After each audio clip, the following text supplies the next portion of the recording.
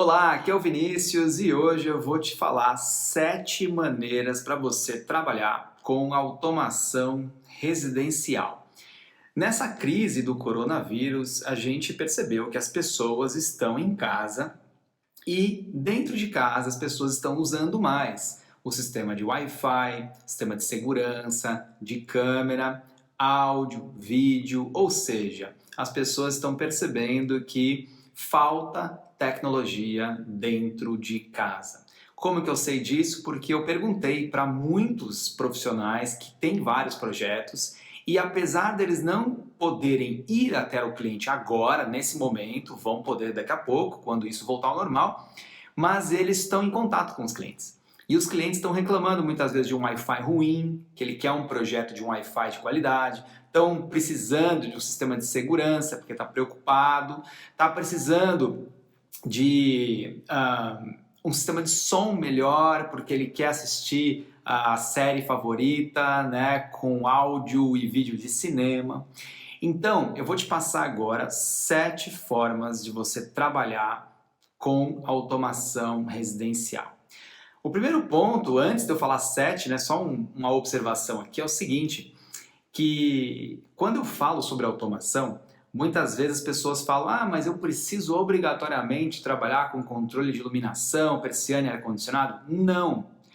Por que o programa chama integrador de impacto? Integrador é aquela pessoa que integra coisas, ou seja, é o elo entre a tecnologia e o cliente. E essa tecnologia, ela pode ser diversas coisas, não precisa ser necessariamente controle de iluminação e persiana. Então vamos lá. Primeiro ponto, Wi-Fi. Com a demanda dos serviços de streaming em 4K, jogos online, as casas precisam de internet Wi-Fi tão boa quanto as empresas. Antigamente, as empresas precisavam de soluções muito fortes, robustas, e nas casas eram coisas mais simples, né? Um roteadorzinho com Wi-Fi resolvia. Só que as coisas mudaram. As pessoas estão usando, primeiro, o home office, estão trabalhando dentro de casa, fazendo videoconferência, que precisa de banda. Jogos online, quem joga precisa de um tempo de latência muito pequeno para não ter uma experiência ruim dentro do jogo. Séries em 4K que exigem uma qualidade de streaming muito boa. Fora que os nossos celulares hoje são computadores que fazem muitas coisas ao mesmo tempo.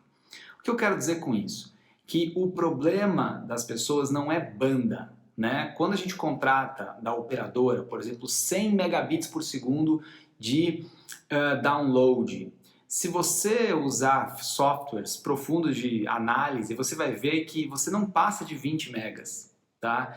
No uso do dia a dia. Fazendo um streaming, fazendo um jogo, só se você tivesse todo mundo usando tudo ao mesmo tempo, o que quase nunca acontece. Então, a velocidade da sua internet, ela não é o fator limitante. Geralmente, o fator limitante é a sua qualidade do Wi-Fi dentro de casa. Por quê? Porque um Wi-Fi que não tem uma boa performance, o que acontece? A velocidade de conexão fica muito ruim. E aí você tem uma experiência péssima. Com as pessoas dentro de casa, elas estão vivendo problemas de Wi-Fi. E é muito mais grave do que você imagina. Então, o primeiro ponto desse vídeo é que você pode e deve usar as soluções de Wi-Fi de alta performance que eu ensino dentro do programa Integrador de Impacto para que você resolva o problema do cliente e faça um primeiro negócio. O segundo ponto é o controle de acesso. Não é mais preciso, quem vive isso como eu, né, todos os dias, a gente elimina a chave da nossa vida. Por quê? Porque você, por exemplo, se você mora num apartamento, você chega, né, estaciona ou chega a pé, entra, sobe o elevador e quando você chega na porta da sua casa, se você tem uma fechadura digital com biometria, com RFID ou até com senha, que é o padrão, você entra dentro da sua casa. Esse tipo de fechadura, ele tem algumas vantagens. A primeira é que você Óbvio, não precisa mais da chave. A segunda é que você pode criar senhas temporárias para pessoas, por exemplo, que precisam acessar o seu apartamento, mas você não quer deixar aquela senha funcionando para sempre. Funciona só, por exemplo, no dia de hoje. Outra coisa que dá para fazer legal com as fechaduras é se você tiver um sistema de automação, você é notificado quando alguém chega na sua casa. Então você sabe se alguém entrou ou não. Pode ser uma faxineira, pode ser uma pessoa convidada, enfim. E, claro, a comodidade de ter de esquecer a necessidade de chaves, né? Esse é um ponto muito legal. E por que eu estou falando isso como segundo ponto? Porque as pessoas gostam muito disso. E se você oferecer, por exemplo, eu conheço alguns integradores que oferecem a fechadura como a forma de começar o relacionamento com o cliente, porque a fechadura inteligente é algo que as pessoas querem. Então você chega lá com uma solução de Wi-Fi, uma solução de uma fechadura inteligente e depois você vai trabalhar para fechar o projeto inteiro de automação. Mas é uma excelente forma de começar o negócio. O terceiro ponto é algo que está muito popular, que é o sistema de segurança com câmeras, né? O CFTV, que é o circuito fechado de televisão. Mas eu ensino para você como usar a tecnologia IP e não a tecnologia analógica. As duas são muito boas, mas a tecnologia IP ela tem algumas vantagens e a principal delas é a integração com o sistema de automação. Porque quando você usa câmeras IP, elas falam a mesma língua do sistema de automação e você pode integrar essas câmeras dentro da automação. Como eu ensino lá como usar o sistema de CFTV IP da Hikvision integrado ao sistema Fibaro. Isso é muito legal. Agora, se você vai fazer um projeto menor, você pode usar o sistema da Geonave, que eu ensino lá também no programa Integrador de Impacto, que tem uma câmera bem mais simples, mas ela faz gravação na nuvem, gravação local, ela tem áudio de 2 vias para você ouvir e falar com quem está em casa, e você, pelo aplicativo, seu cliente, né, consegue monitorar e ver o que aconteceu nos eventos com sensor de movimento. Bom, outro ponto bem legal é, claro, o controle da iluminação. Eu estou falando isso nas lives, em vídeos, o seguinte, né? No início do ano, antes de chegar essa crise violenta do coronavírus, a gente estava vivendo uma explosão do mercado imobiliário. As construtoras, elas viveram, né, uma crise muito dura no passado, nos últimos 2 anos, e seguraram os lançamentos. E nesse ano, o pessoal decidiu lançar o que ficou para trás. Então, por exemplo, só no meu bairro aqui em São Paulo, no Brooklyn, a gente tem mais de 60 lançamentos de prédio. O que acontece? Essas construtoras, elas precisam entregar, elas precisam continuar e fazer acontecer. Então, com a crise ou sem a crise, o pessoal vai entregar os apartamentos. E o que vai acontecer? Os projetos vão surgir.